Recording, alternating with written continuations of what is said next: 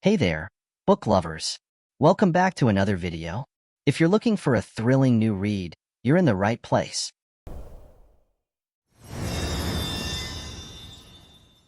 Taj ignored the apology and said in a final attempt to help, "Take him and run far away." But the idea didn't sit well with Jumana. She wasn't the type to solve her problems by running. Besides, she knew no matter how far she went, all roads would eventually lead her back to the one who held her heart. She whispered in defeat, "It's not that simple, mother." Realizing her efforts were futile, Taj walked toward the wooden door to leave. But before she left, she stopped in front of the child, who stood still like a wax statue. She said, "He's beautiful, Jumana. Despite being a boy, he resembles you so much. What should I tell him when he wakes up from his trance?" "Don't worry. It won't be easy for him to remember." Before lifting the enchantment from her grandson, Taj asked, "Are you sure you don't want to tell him the truth?" "We've already finished this conversation, mother. He deserves to know he's different, my daughter. He's Bar's son, of clay. Have you forgotten?" Taj smiled slyly. "It seems love causes a malfunction in the minds of those who experience it." "What do you mean?" "Your eyes lost their spark, and your fire's power vanished completely after you married Bar." Taj then placed her hand over the boy's heart and added, "But this child possesses it. How do you know?" Jumana asked suspiciously. "I heard it in his chest the first time I held him." Jumana realized the true reason for her mother's visit that day, to confirm if her grandson possessed the power of both clay and fire. Angrily, she said, "So that's why you came to me." Taj didn't deny it, replying honestly, "This boy could become immensely powerful if you let me awaken the fire within him before he reaches adulthood. After that, it will be impossible." Jumana raised her hand toward the door and said coldly, "Leave." Though hurt, Taj masked her pain with pride as she watched her daughter cast her out. Yet she said, with a mix of dignity and heartbreak, "As you wish." Then she placed her hand on the child's head and softly whispered words to herself in a low voice. "Before leaving," she said, "it will take some time for the spell's effect to wear off." After a short while, the child's eyes began to regain their ability to see. He started to feel the blood flowing through his veins, and gradually, he could sense the things around him. "Are you all right?" his mother asked. "Do you want me to take you to the village healer?" He didn't respond. Instead, he ran to the door, opened it, but found no one outside. "There was a woman standing here," he said. "No, there was no one outside," she interrupted. "But I saw her. She had a big red bird in her arms and—" "It's just your imagination. There was no one there." He trusted that his mother wouldn't lie to him, so he believed her and doubted his own eyes. "You're right," he murmured. "There was no one there. It was just my imagination. Can I ask something of you, my child?" "Anything for you." "Your father. What about him?" "Search for him. Find him, even if he's hidden beneath the earth." He set out to search for his father through the tangled paths of the village. So determined was he that he ventured far, until he reached a point where the houses were no longer in sight. He found himself standing alone before a vast forest. Its exterior seemed inviting, tempting him to enter. As he took a few steps toward it, a majestic feminine voice hissed from deep within the forest, warning him. "Don't enter, little one." "Who are you?" he asked. "My name is Tara. You're Jumana's son, aren't you?" "How do you know?" he asked in astonishment. "You look so much like your mother." "You know my mother? I was once a friend of Princess Jumana." "My mother, a princess?" No one answered. Silence stretched, as though the owner of the voice had realized she'd revealed something she shouldn't have. The boy tried to press for more information, but it felt as if he were talking to the towering trees of the forest. Suddenly, the voice returned after the pause. "Why have you come to this place?" "I was searching for Bahar when I found myself here by chance." "Did your mother ask you to search for him?" "Yes," he replied. "She asked me to. Go back to her and tell her to never search for her husband again." At that moment, a voice came from behind him. "What is a tiny flea like you doing in such a dangerous place?" He turned to find Ayub. Overwhelmed with joy at seeing him, the boy ran to embrace him. "Were you talking to someone?" "I was talking to Tara," he said, pointing to the forest. "This forest is abandoned. No one lives there. But I'm sure I was speaking to someone." Ayub explained that the area was called the Dark Forest, abandoned for ages, and that no one who entered it ever came out alive. When the boy asked why it was called the Dark Forest, Ayub answered, "Because it's always dark. Even sunlight barely penetrates through its dense trees." Then, diverting the conversation, Ayub asked, "But why did you leave your house?" Remembering his mother's request, the boy said, "To search for Bahar." "Do you know where he is?" No.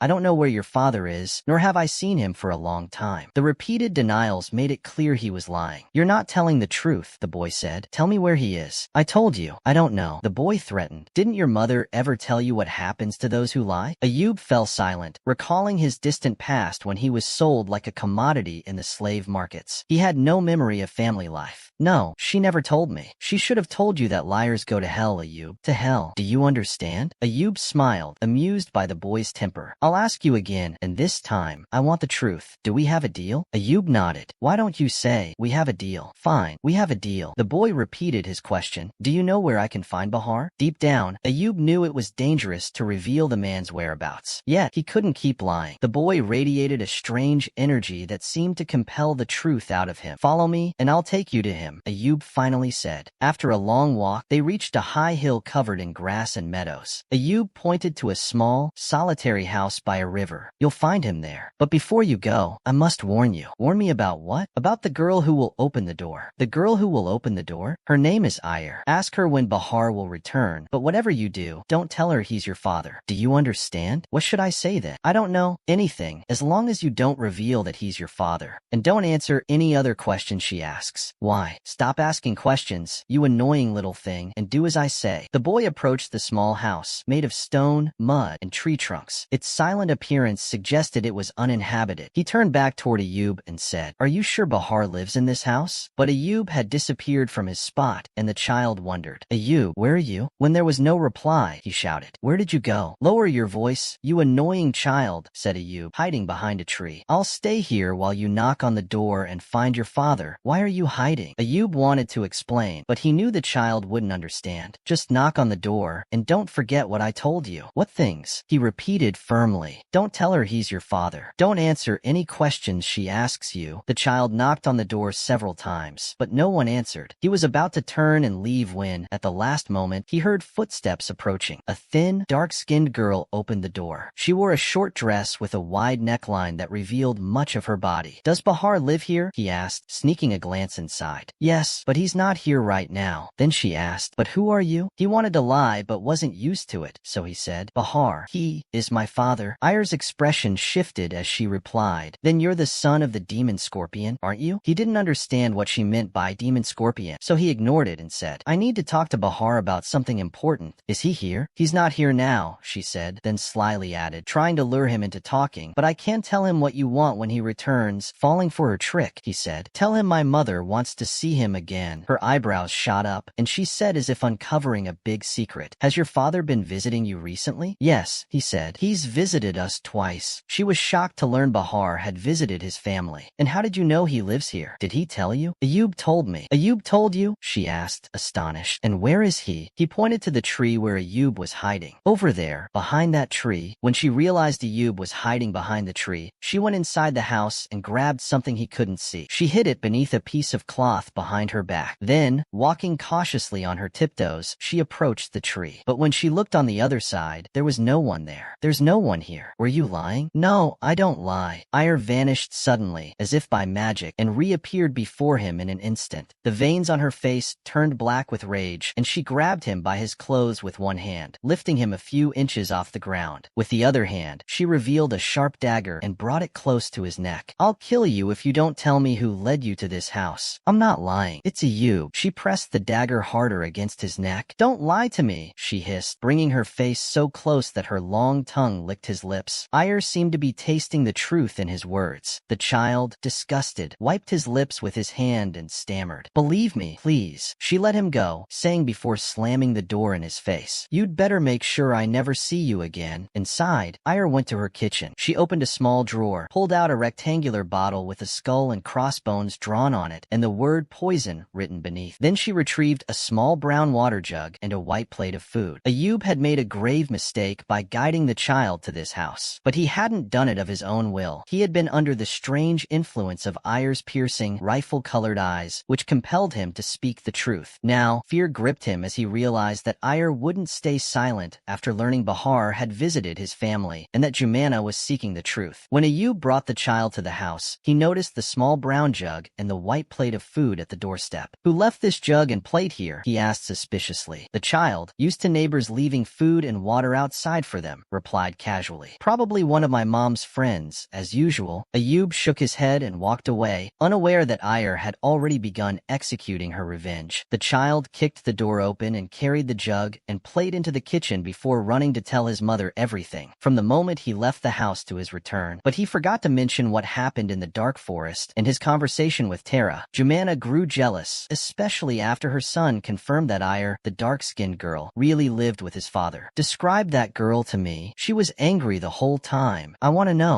who's prettier, her or me? You are, because you don't get mad at me like she does. Stop avoiding the question. Tell me, who's prettier? You are, because you don't slam the door in my face like she does." At that, she grabbed her son by his clothes, dragged him outside, and kicked him in the backside. When he turned to protest, she slapped him hard across the face, drawing blood from his lips. "Why are you doing this to me?" he cried. She didn't answer and slammed the door in his face, just as Ayar had. "Now we're even," she said from behind the door. Then she asked, "Tell me, who's prettier, me or her?" He wept silently. "I slammed the door in your face like she did. Now tell me, who's prettier, me or her? I don't love you."